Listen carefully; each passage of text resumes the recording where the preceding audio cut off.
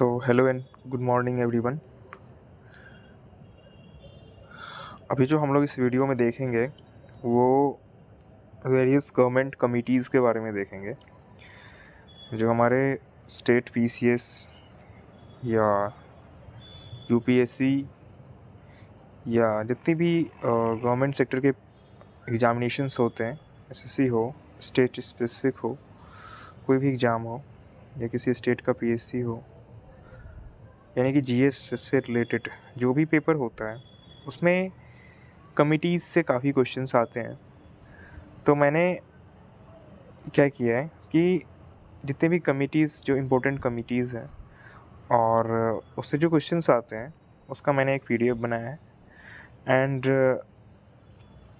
Various reason so called we can say कि specific section से जो कमिटी रिलेटेड है उसको हमने पार्ट वाइज सेक्शन बना के उसको हमने डील करा है। लाइक जैसे बैंकिंग से रिलेटेड जो भी कमिटी हैं या डिफेंस से रिलेटेड जो भी कमेटी है, फेमाइन से रिलेटेड जो भी कमेटी है, और आप कह सकते हो कि सेंट्रल स्टेट रिलेशन से जो भी कमिटीज़ फॉर्म हुए थे आफ्टर इंडिपेंडेंस। हाँ ठीक है, आफ्टर इंडिपेंडेंस जो भी कमेटी फॉर्म हुए थे उससे रिलेटेड जो बातें थी कि वो किस विषय पे उन्होंने अपना रिकमेंडेशन दिया था, है ना, अपनी बातें रखी थी, तो उन सारे कमिटीज़ को हम लोगों ने इस वीडियो में देखना है। ठीक है, तो स्टार्ट करते हैं, चलते हैं।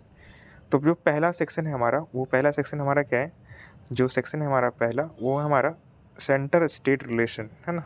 सेंटर स्टेट रिलेशन का जो कमिटी है उसको हम लोग पहले देखेंगे। सेंटर स्टेट मतलब राज्य और जो सेंटर है, केंद्र है, उसके बीच में जो रिलेशन से जुड़े हुए जो कमिटी थी, जो समितियां थी, उसको हम लोग उस पर बात करेंगे। ठीक है, तो पहला कमिटी आता है जो सेंटर स्टेट रिलेशन से रिलेटेड था, वो था हमारा सरकारिया कमीशन। सरकारिया कमीशन 1983 से लेके 1988 तक अप्रॉक्स जो है, आफ्टर इंडिपेंडेंस 1983 से लेकर 1988 तक ये कमेटी आया था और इन्होंने अपना रिकमेंडेशन दिया था। ठीक है, इसके जो चेयरमैन थे, किसके चेयरमैनशिप में ये कमेटी आया था, तो कमेटी का जो चेयरमैन था वो है जस्टिस आर.एस. सरकारिया के चेयरमैनशिप में ये कमेटी बनी थी। इनको अपॉइंट किया था गवर्नमेंट ऑफ इंडिया ने 1983 में एंड सब्जेक्ट था सेंटर स्टेट रिलेशन का। और जो रिपोर्ट सबमिट हुआ था 1988 में, 1983 में फॉर्म हुआ था और रिपोर्ट जो इसने सबमिट किया था वो 1988 में। की थीम क्या था, जो की थीम था इस कमेटी का, वो था strengthening cooperative federalism. Cooperative federalism को स्ट्रेंथन करना, यानी कि उसको मजबूत करना, उससे रिलेटेड इन्होंने क्या किया था, रिकमेंडेशन दिया था। ठीक है, आगे चलते हैं। इनका रिकमेंडेशन क्या क्या था उस पर अब लोग बात करेंगे। जो सरकारिया कमीशन का जो रिकमेंडेशन था वो था, फर्स्ट पॉइंट है, inter state council should B establish under the article 263 implemented in 1990। ठीक है, तो सेंटर स्टेट काउंसिल स्टेब्लिश होना चाहिए। ठीक है, किस आर्टिकल के तहत, 263 के तहत।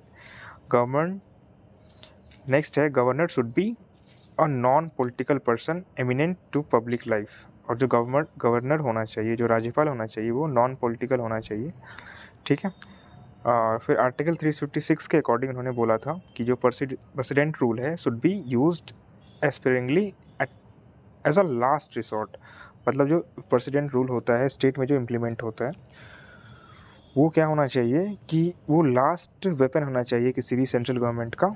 ऐसा नहीं कि उसको हमेशा या कभी भी या किसी नॉर्मल मैटर पे हम इसे अप्लाई कर दें।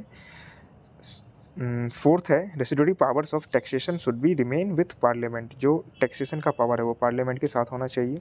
All India service should be strengthen not abolished. जो ऑल इंडिया सर्विस है, चाहे आईएएस आईपीएस जो भी है, वो उसे स्ट्रेंथन करना चाहिए, है ना कि उसे एबॉलिस्ट करना चाहिए, ना कि उसे ख़त्म करना चाहिए। National development council should B renamed and given constitutional status जो नेशनल डेवलपमेंट काउंसिल है NDC, जिसको 1952 में फॉर्म किया गया था, ठीक है।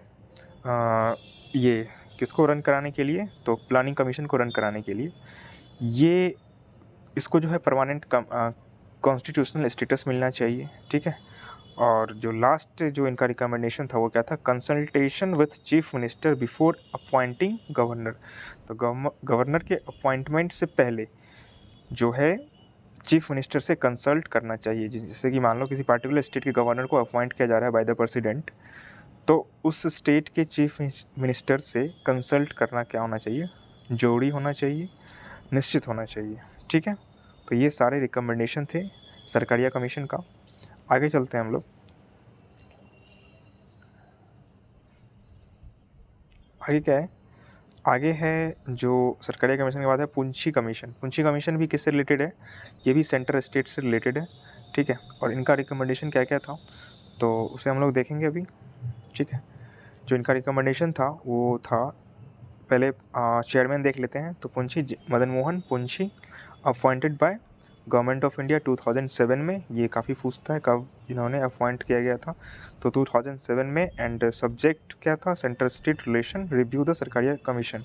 तो जो सरकारिया कमीशन का जो रिकमेंडेशन था उनको रिव्यू करने इसका मेन फीचर्स था। और रिपोर्ट्स जो सबमिट किया गया था तो 2010 में सबमिट किया गया था इसकी रिपोर्ट को, ठीक है। 2007 में फॉर्म हुआ था और 2010 में इसके रिपोर्ट सबमिट किए गए थे।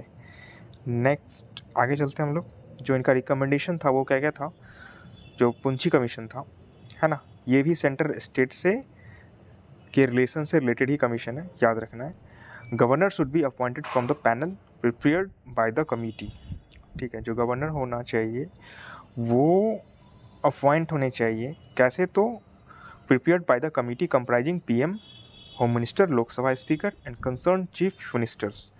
इन सारे लोगों का एक कमेटी होना चाहिए और इनके प्रिपरेशन के बाद, यानी कि इनके का जो कंबाइंड डिसीजन होगा उसके बेसिस पे क्या होना चाहिए? गवर्नर का अपॉइंटमेंट होना चाहिए। सेकंड क्या है? Governor tenure should be fixed 5 years. जो गवर्नर का टेन्योर है वो 5 ईयर्स फिक्स होना चाहिए। Removal only through a resolution of state legislature. इनका जो रिमूवल होगा वो थ्रू स्टेट लेजिस्लेचर के थ्रू ही होगा, ठीक है। और इसके टर्म भी फिक्स होने चाहिए। अभी भी आपको पता है कि गवर्नर का कोई टर्म फिक्स नहीं है, वो जो होता है वो प्रेसिडेंट के जो प्रसाद पर्यंत ही क्या होते हैं वो कंटिन्यू करते हैं अपने सर्विस को, अपना टेन्योर, ठीक है। जब तक प्रेसिडेंट चाहे तब तक वो क्या हो सकते हैं? गवर्नर के पोस्ट पे रह सकते हैं। अभी कोई इसका फिक्स टेन्योर नहीं है, ठीक है। और रिमूव भी करने का कोई सिस्टम नहीं है हमारे संविधान में, तो रिमूव भी करने का सिस्टम होना चाहिए, ऐसा इन्होंने रिकमेंडेशन दिया था। किस कमीशन ने? पुंछी कमीशन ने। Article 355 and 356 should be amended to limit misuse.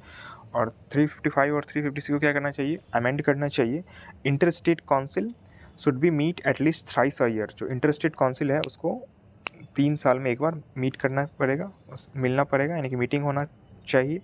Concurrent list should be minimized more subject to state. जो कंकरेंट लिस्ट है उसको मिनिमाइज करना चाहिए, मोर सब्जेक्ट्स टू स्टेट। और उसको जो मेन जो उसमें जो सब्जेक्ट है किसमें? कंकरेंट लिस्ट में, उसको स्टेट की तरफ क्या करना चाहिए? स्टेट लिस्ट में मैक्सिमम सब्जेक्ट को देना चाहिए, है ना। कंकरेंट लिस्ट से रिमूव करके स्टेट सब्जेक्ट में ऐड करना चाहिए।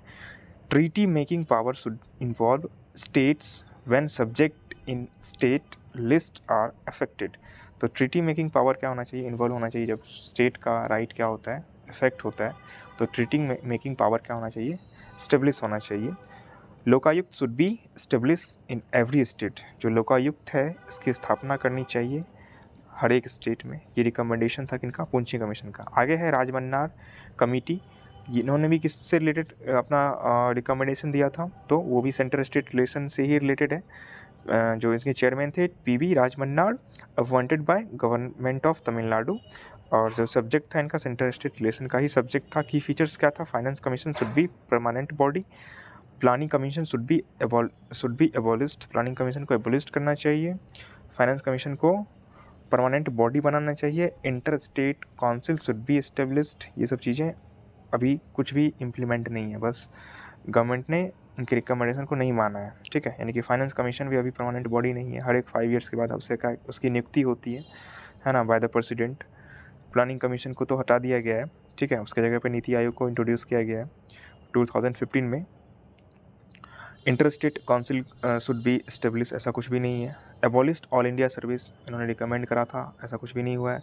Residuary power should go states, तो रेसिड्यूरी पावर जो है वो सेंटर के पास है। अभी आपको पता होगा जो भी पावर जो सेंटर तीनों लिस्ट में नहीं है, जिनका वर्णन तीनों लिस्ट में नहीं है, तो वो सारे पावर किनके पास है, सेंटर के पास है। यानी कि रेसिड्यूरी पावर है वो किसके पास है, सेंटर के, अवशिष्ट शक्तियाँ सेंटर के पास है, ठीक है। आगे चलते हैं। आगे है लोकल गवर्नमेंट्स और पंचायती राज से रिलेटेड समितियाँ। जो लोकल गवर्नमेंट है, यानी कि जो हमारा पंचायती राज सिस्टम है या म्यूनसिपालिटी सिस्टम है, उसमें से रिलेटेड जो समितियाँ हैं, जो कमेटी हैं, उससे रिलेटेड हम लोग देखेंगे इसमें, ठीक है। तो उससे रिलेटेड कौन कौन सी कमेटियाँ हैं, ठीक है, तो हम लोग इस पर आज बात करेंगे। तो सेंट्रल स्टेट से रिलेटेड जो कमेटी थी उसको तो हम लोगों ने जस्ट देख लिया। अब है local governance and Panchayati Raj system से रिलेटेड कमेटी, ठीक है। तो जिसमें पहला है हमारा बलवंत राय मेहता समिति, ठीक है। 1957 में कब फॉर्म हुआ था ये, 1957 में, याद रखना है ये, है ना। फीचर्स क्या क्या हैं तो देखते हैं। चेयरमैन कौन था, Balwant Rai Mehta, appointed by government of India. Subject क्या था, community development and national extension service, ठीक है। जो सब्जेक्ट था community development national extension of service, ये मेन सब्जेक्ट था, ठीक है। जो मेजर रिकमेंडेशन है ये कि क्या क्या है, तो उस पर देखते हैं हम लोग। रिकमेंडेशन का था establish a concept of democratic decentralisations, तो ऐसा कॉन्सेप्ट एस्टेब्लिश करना जिसमें डेमोक्रेटिक डिसेंट्रलाइजेशन, यानी कि जो सत्ता का जो विकेंद्रीकरण है ना, उस पर बात की जानी चाहिए। सत्ता का बंटवारा होना चाहिए, है ना। सत्ता जो है जो है सेंट्रिक नहीं होना चाहिए, ये डिसेंट्रिक होनी चाहिए, है ना। ये बटा हुआ होना चाहिए, चाहे वो स्टेट लेवल पे, तो स्टेट लेवल पे तो बता हुआ ही था, हमारा फेडरलिज्म स्टेट है, हमारे यहाँ फेडरलिज्म का कॉन्सेप्ट है। लेकिन जो हमारा लोकल गवर्नमेंट है, ये सिस्टम पहले नहीं था, यानी कि इसको कॉन्स्टिट्यूशनल स्टेटस नहीं मिला हुआ था। तो इन्होंने अपना जो रिकमेंडेशन दिया उसमें उन्होंने बोला कि जो जो हमारा कॉन्सेप्ट है वो कैसा होना चाहिए, तो डेमोक्रेटिक डिसेंट्रलाइजेशन का कॉन्सेप्ट होना चाहिए। रिकमेंडेड 3 टायर पंचायती राज सिस्टम्स, ग्राम पंचायत, पंचायती समिति एंड जिला परिषद। इन्होंने ही क्या किया था, 3 टायर सिस्टम को इंट्रोड्यूस मतलब रिकमेंड करा था कि जो ये जो हमारा लोकल गवर्नमेंट है ये 3 टायर सिस्टम पे होने चाहिए। पहला ग्राम पंचायत, जो सेकंड जो ग्राउंड लेवल पे होता है, यानी कि जो पंचायत लेवल पे ग्राम पंचायत, और ब्लॉक लेवल पे पंचायत समिति, और जिला लेवल पे जिला परिषद, जो कि अभी क्या है, जिसको गवर्नमेंट ने मान लिया है और जो अभी कंटिन्यू है। Panchayat samiti should be primary unit, panchayat samiti क्या होना चाहिए, प्राइमरी यूनिट होनी चाहिए। Genuine transfer of power and responsibility to local bodies, तो genuine transfer of power and responsibility किसके पास होना चाहिए, लोकल बॉडीज़ के पास होना चाहिए। Rajasthan became the first state implement Panchayati Raj based on these recommendation 1959 followed by Andhra Pradesh, ठीक है। तो जो राजस्थान है वो पहला ऐसा स्टेट बना जो 1959 में बलवंत राय मेहता कमेटी के रिकमेंडेशन के अकॉर्डिंग इन्होंने 3 टायर सिस्टम्स को अपने लोकल गवर्नमेंट में इंट्रोड्यूस किया। उसके बाद आंध्र प्रदेश में ये सिस्टम 3 टायर सिस्टम इम्प्लीमेंट हुआ, ठीक है। तो ये 1953 में आया था ना, 1953 में, ठीक है, सॉरी 57 में। इसके बाद आता है अशोक मेहता कमेटी, इन्होंने भी क्या रिकमेंडेशन दिया था, तो ये भी रिलेटेड किससे था, तो पंचायती राज रिफॉर्म से ही रिलेटेड था। 1978 में इन्होंने अपना रिपोर्ट दिया था। और ये जो है appointed by Janata party government 1977, जो फर्स्ट गवर्नमेंट बनी थी, फर्स्ट नॉन कांग्रेस सरकार जो बनी थी जनता पार्टी की 1977 में, उस गवर्नमेंट के टाइम में इसका जो है गठन किया गया था। और ये जो रिपोर्ट है 1978 में इन्होंने दिया था, ठीक है। आफ्टर दैट जो इनका रिकमेंडेशन था वो क्या क्या था, उसको देखते हैं हम लोग। रिकमेंडेशन था 2 tier system instead of 3 tyre, तो जो सिस्टम होना चाहिए, जो लेवल टायर होना चाहिए वो 2 टायर होना चाहिए, तो ठीक है। 3 टायर किसने दिया था, बलवंत राय मेहता कमेटी ने। और 2 टायर सिस्टम जो दिया था ये आपका किसने दिया था, तो 2 tier system Ashok Mehta committee ने, ठीक है। और कौन कौन सा था, जिला परिषद और मंडल पंचायत, दो जगह पे, दो लेवल पे होने चाहिए पंचायती Raj system. Zila Parishad should be the first point of decentralization, जो जिला परिषद होना चाहिए वो फर्स्ट पॉइंट ऑफ डिसेंट्रलाइजेशन होना चाहिए। Political party should participate in panchayat election, political party क्या होना चाहिए, पार्टिसिपेट करना चाहिए किसमें, पंचायत इलेक्शंस में। Compulsory taxation powers for panchayat, panchayat के पास उसका टैक्सेशन पावर होना चाहिए। और रेगुलर इलेक्शन एवरी 5 ईयर्स पे होने चाहिए, ठीक है। ये रिकमेंडेशन किसने दिया था, अशोक मेहता कमेटी ने, ठीक है। दूसरा का reservation seats for SC/ST, seat का रिजर्वेशन किसके लिए, SC/ST के लिए। Constitutional protection for Panchayati Raj institution, और जो कॉन्स्टिट्यूशनल प्रोटेक्शन है किसके लिए, पंचायती राज सिस्टम के लिए होना चाहिए। Many of these recommendation were eventually incorporated in 73rd constitutional amendment 1992, जो 1992 में 73rd कॉन्स्टिट्यूशनल अमेंडमेंट लाया गया था। इसमें बहुत सारे रिकमेंडेशन जो कि अशोक मेहता कमेटी से भी लिया गया था, उनको अपनाया गया। आगे है 1985 में GVK राव कमेटी, ये भी पंचायती राज सिस्टम से रिलेटेड है, ठीक है। इनका रिकमेंडेशन क्या था, तो district should be basic unit of planning, district development commissioner should be chief coordinator, regular panchayat election होने चाहिए, स्ट्रेंथन द रोल ऑफ जिला परिषद, और जिला परिषद के रोल को स्ट्रेंथन करना चाहिए। ये कब आया था, तो 1985 में, ठीक है। उसके बाद कौन आता है, तो एलन सिंघवी कमेटी, इनका भी रिकमेंडेशन हम लोग देखेंगे। तो ये भी जो है पंचायती राज सिस्टम से ही रिलेटेड था, यानी कि लोकल गवर्नमेंट से ही रिलेटेड था। इनका रिकमेंडेशन भी लोकल गवर्नमेंट से भी रिलेटेड था। तो सबसे पहला जो कमेटी है, एक बार रिकॉल कर लेते हैं हम लोग, वो बलवंत राय मेहता कमेटी 1957 में, फिर उसके बाद अशोक मेहता कमेटी 1973 में, फिर जो है GVK राव कमेटी 1985 में, अब LM सिंघवी कमेटी 1986 में आया है। इन्होंने क्या क्या रिकमेंडेशन दिया था उसको हम लोग देखेंगे अभी, ठीक है। तो देखते हैं, कॉन्स्टिट्यूशनल रिकॉग्निशन फॉर पंचायती राज, इन्होंने क्या बताया था, जो पंचायती राज सिस्टम है उसको संवैधानिक क्या उन्हें मिलना चाहिए, पहचान मिलना चाहिए, संवैधानिक उसको जो है स्टेटस मिलना चाहिए, यानी कि इन्हीं के बेसिस पे जो है, इन्हीं के रिकमेंडेशन पे 73rd अमेंडमेंट लाया गया था 1992 में, और पंचायती राज सिस्टम को क्या दिया गया, एक कॉन्स्टिट्यूशन यानी कि एक संवैधानिक स्टेटस दिया गया, संवैधानिक पहचान दिया गया। Gram Sabha should be base of decentralized democracy, जो ग्राम सभा है वो क्या होना चाहिए, बेस होना चाहिए किसके लिए, डिसेंट्रलाइज्ड डेमोक्रेसी के लिए। न्याय panchayat for village level dispute resolution, जो न्याय पंचायत होना चाहिए वो क्या होना चाहिए, हमारा डिस्प्यूट लेवल, विलेज लेवल पे डिस्प्यूट रिजोल्यूशन का एक अंग होना चाहिए। और judicial protection for panchayat autonomy, panchayat autonomy के लिए जुडिशियल क्या होना चाहिए, प्रोटेक्शन होने चाहिए, ठीक है। आगे चलते हैं, जो एडमिनिस्ट्रेटिव रिफॉर्म्स हुए थे हमारे यहाँ वो क्या क्या हुए थे, तो 1967 से 1966 से लेके 1970 के बीच जो एडमिनिस्ट्रेटिव है ना, जो आप कह सकते हो कि जो प्रशासनिक रिफॉर्म हुए थे, जो प्रशासनिक सुधार हुए थे, जो उससे रिलेटेड जो कमेटियाँ बनी थी उसको हम लोग अभी देखेंगे।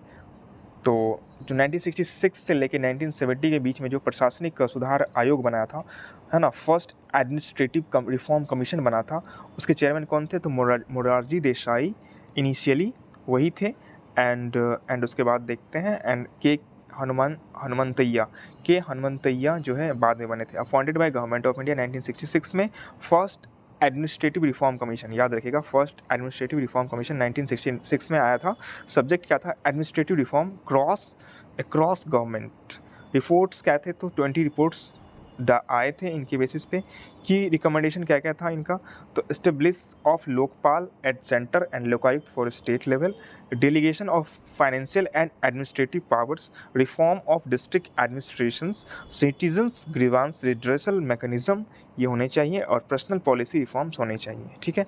तो ये था क्या, तो किनका रिकमेंडेशन था, तो फर्स्ट एडमिनिस्ट्रेटिव जो रिफॉर्म जो कमेटी बना था, कि कब बना था, तो 1966 से लेकर 1970 के बीच, है ना। इसके जो अध्यक्ष थे वो मोरारजी देसाई थे, ठीक है, और बाद में हनुमंतैया बने थे, ठीक है। और इन्होंने जो रिकमेंडेशन किया था उनको आप लोगों ने देख लिया। आगे चलते हैं, सेकेंड एडमिनिस्ट्रेटिव कमेटी ये कब बना था, सेकेंड एडमिनिस्ट्रेटिव कमेटी कब बना था, तो देखेंगे हम लोग ये बना था 2005 से लेके 2009, यानी कि 2005 से लेके 2009 के बीच बना था। चेयरमैन कौन थे? वीरप्पा मोइली थे। गवर्नमेंट कौन 2005 गवर्नमेंट ऑफ इंडिया के द्वारा अपॉइंट किया गया था और इन्होंने 15 रिपोर्ट दिए थे। ठीक है, जो रिपोर्ट था उसको देखेंगे हम लोग क्या क्या रिपोर्ट था। ठीक है, तो फर्स्ट जो रिपोर्ट था इनका, तो राइट टू इन्फॉर्मेशन के बारे में उन्होंने बताया था कि इस पर बात होनी चाहिए। 15 रिपोर्ट दिए थे, 15th रिपोर्ट दिए थे। सेकंड क्या था? Unlocking of capital. Right to information का जो कॉन्सेप्ट है, इसी कमीशन का, सेकंड एडमिनिस्ट्रेटिव कमीशन का ही क्या था, दिया हुआ था। यानी इन्होंने ही क्या दिया था अपनी रिपोर्ट में, बताया था कि ये होना चाहिए। ठीक है, तो देखते हैं हम लोग क्या क्या था। ठीक है, फर्स्ट क्या था? तो राइट टू इन्फॉर्मेशन होना चाहिए, आरटीआई इम्प्लीमेंटेशन होना चाहिए, अनलॉकिंग ह्यूमन कैपिटल, है ना, governance at state level, ethics in governance, public service values, Lokpal, public order, public reforms, internal security, local governance, Panchayati Raj strengthening, capacity building, civil service reforms,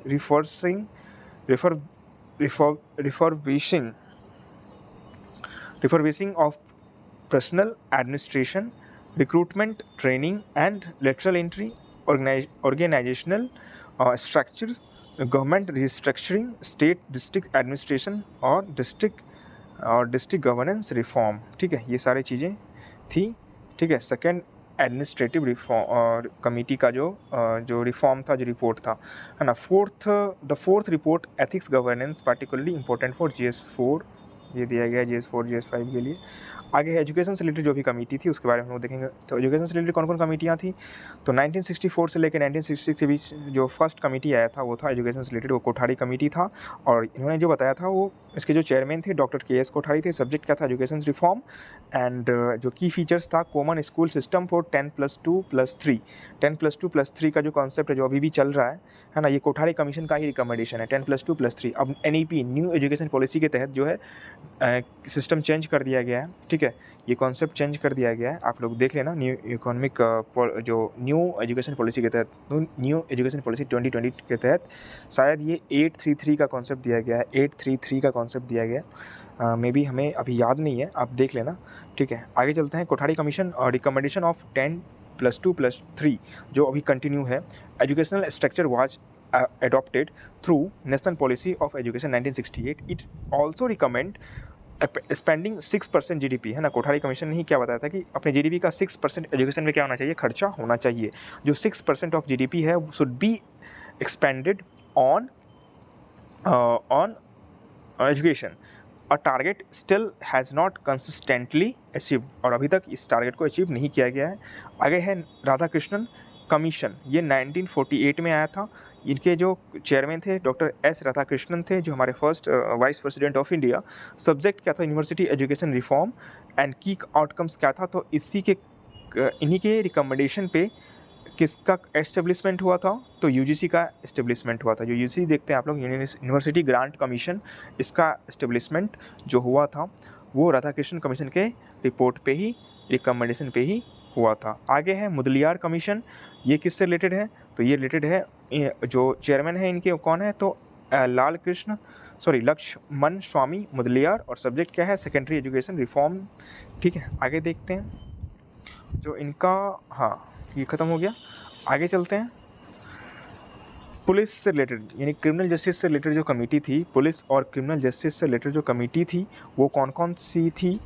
तो पहला है Shah commission, 1977 से लेकर 1978 के बीच में। जस्टिस JC शाह इनके जो चेयरमैन थे। और सब्जेक्ट क्या था? एक्सेस ड्यूरिंग इमरजेंसी, 1975 से लेकर 1977। जो इनका सब्जेक्ट था वो एक्सेस ड्यूरिंग इमरजेंसी, है ना। जो एक्सेसेस होते हैं, जो अति होता है किस टाइम में? इमरजेंसी के टाइम में। इस पे उन्होंने क्या दिया था? रिपोर्ट दिया था। ठीक है, की फाइंडिंग्स क्या था? Documented wide spread abuse of power during emergency. जो इमरजेंसी के टाइम में जो एब्यूज़ ऑफ पावर का यूज़ किया जाता है, मतलब पावर का जो मिसयूज़ किया जाता है, उससे रिलेटेड इन्होंने रिकमेंडेशन दिया था। कौन? तो शाह कमेटी। कौन? शाह कमेटी। आगे है नेशनल पुलिस कमीशन, 1977-1981। चेयरमैन कौन था? तो धर्मावीरा। 8 रिपोर्ट्स इन्होंने दिया था। सब्जेक्ट क्या था? Comprehensive police reform. की रिकमेंडेशन क्या था? Police should be insulated from political interference. जो पुलिस है उसको इंसुलेट करना चाहिए, उसको अलग रखना चाहिए। किससे? पॉलिटिकल इंटरफेरेंस से। पॉलिटिकल जो इंटरफेरेंस से यानी कि पॉलिटिकल इंटरवेंशन से उसे दूर रखना चाहिए। पॉलिटिकल जो राजनीतिक हस्तक्षेप होता है उसे दूर रखना चाहिए। Establish of state security commission, जो स्टेट सिक्योरिटी कमीशन की स्थापना की जानी चाहिए। Fix tenure for police officer का टेन्योर फिक्स होना चाहिए। Separation of investigation and law and order function, जो investigation and law and order का जो फंक्शन है उसमें क्या होना चाहिए, सेपरेशन होना चाहिए। ऐसा नहीं कि जो लॉ एंड ऑर्डर है उसी वही इन्वेस्टिगेशन हो रहा है। तो इन्वेस्टिगेशन और लॉ एंड ऑर्डर में क्या होना चाहिए, सेपरेशन होना चाहिए, अलगाव होना चाहिए, है ना। ठीक है, आगे चलते हैं। फिर जो है these recommendation were reiterated by the Supreme Court in the Prakash Singh case 2006 which directed states to implement police reforms। ठीक है, जो कि बताया गया था कि प्रकाश सिंह केस में सुप्रीम कोर्ट ने इनके रिकमेंडेशन को माना और डायरेक्ट किया स्टेट्स को कि इसको इम्प्लीमेंट करवाए। आगे है मेलीमथ कमेटी 2003 में आया था। चेयरमैन जस्टिस वीएस मेलीमथ, और सब्जेक्ट क्या था इनका, सब्जेक्ट था क्रिमिनल जस्टिस सिस्टम्स रिफॉर्म। की रिकमेंडेशन क्या था, शिफ्ट फ्रॉम एडवर्सरियल और inquisitorial elements victim compensation and witness protections पे इन्होंने क्या दिया था, अपना रिपोर्ट दिया था। आगे है इकोनॉमिक एंड फाइनेंशियल कमेटी। तो इकोनॉमिक फाइनेंशियल कमेटी का मतलब क्या होता है, जो बैंकिंग से रिलेटेड कमेटियाँ थी, जो हमारा फाइनेंशियल सेक्टर से रिलेटेड जो कमेटी है उसको हम लोग देखेंगे अभी। ठीक है, तो जो देखते हैं इकोनॉमिक और फाइनेंशियल कमेटी कौन कौन। तो पहला कमेटी है हमारा इसमें नरसिम्हन कमेटी। कौन सा कमेटी है, नरसिम्हम कमेटी, है ना। नरसिम्हन कमेटी कब आया था, 1991 में। ठीक है, सब्जेक्ट क्या था, बैंकिंग सेक्टर से में रिफॉर्म की recommendation, reduction of SLR and CRR। जो SLR होता है स्टैट्यूटरी लिक्विडिटी रेशियो, और CRR, ठीक है, CRR, ठीक है। इसको उन्होंने क्या बोला था कि इसमें रिडक्शन होना चाहिए। डीरेगुलेशन ऑफ इंटरेस्ट रेट को डीरेगुलेट करना चाहिए। Phased reduction of directed credit, asset classification होना चाहिए, और इनकम रिकॉग्निशन नॉर्म्स होने चाहिए। ठीक है, ये नरसिम्हम कमेटी का जो फर्स्ट रिपोर्ट था 1991 में आया था। दूसरा रिपोर्ट 1998 में आता है। कब आता है, 1998 में। ठीक है, इसमें उन्होंने क्या बोला था कि बैंकिंग सेक्टर रिफॉर्म से रिलेटेड है ये, और की रिकमेंडेशन क्या था, तो capital adequacy standards, merger of weak bank जो कमज़ोर बैंक है उनका मर्जर करना चाहिए, इनको जो क्या करना चाहिए, मर्ज करना चाहिए, जोड़ देना चाहिए, मिला देना चाहिए। Stronger regulation of technology upgradation, जो स्ट्रॉन्गर रेगुलेशन अप्लाई होना चाहिए, और टेक्नोलॉजिकल जो है अपग्रेडेशन होना चाहिए। ठीक है, आगे है केलकर कमेटी 2002 में आया था। चेयरमैन कौन थे, विजय केलकर, और सब्जेक्ट क्या था, टैक्स रिफॉर्म। क्या था subject, tax reform, simplified direct tax, broader tax base, और फेज्ड GST इंट्रोडक्शन। तो इन पे उन्होंने रिकमेंडेंस किया था, किसको रिकमेंड किया था, किस रिपोर्ट को रिकमेंड किया था इन्होंने, तो उन्होंने बताया था कि सिंप्लीफाइड होना चाहिए, किसको, डायरेक्ट टैक्स को के जो स्ट्रक्चर्स हैं उसको सिंप्लीफाइड करना चाहिए, ब्रॉडर टैक्स बेस पे काम करना चाहिए, और फेज्ड GST इंट्रोडक्शन होना चाहिए।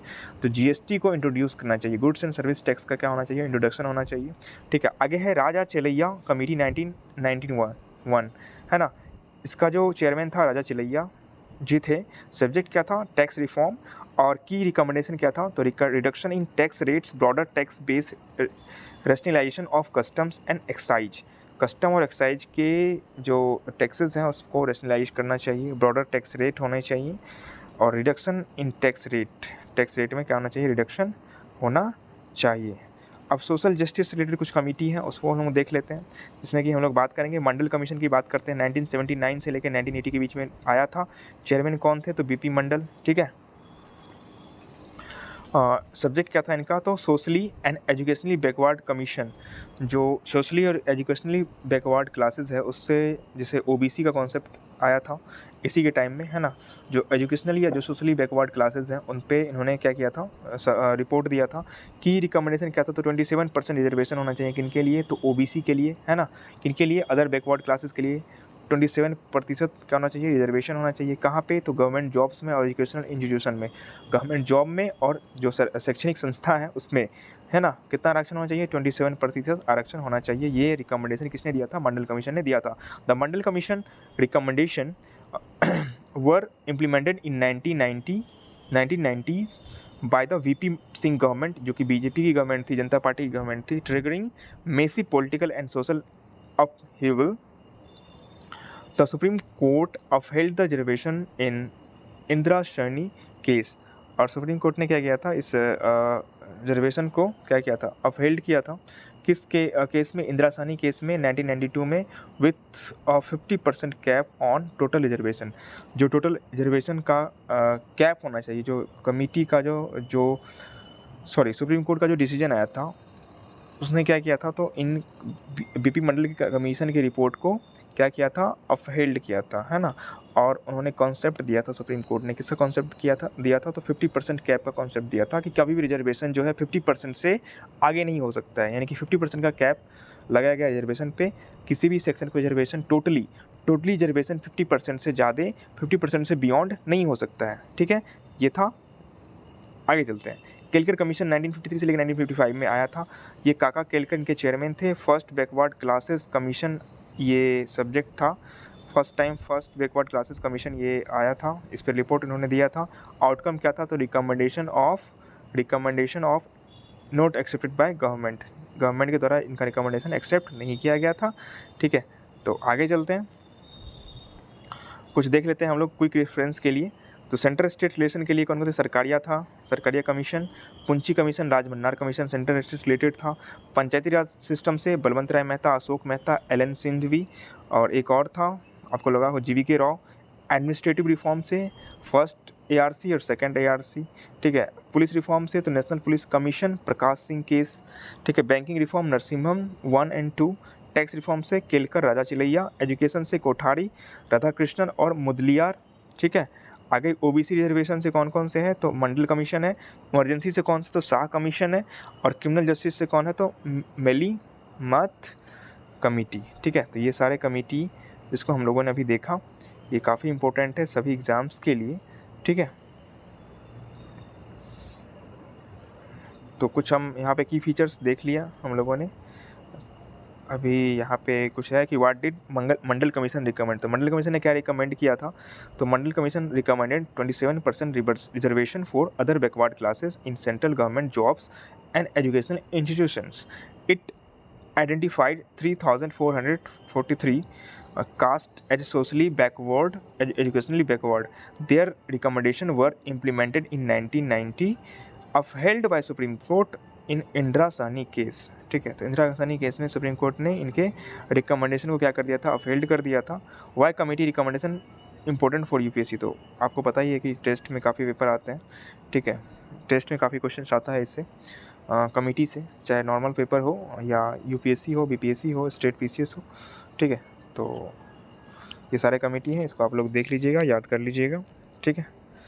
तो हम इस वीडियो को एंड करते हैं यहीं पे। Thank you.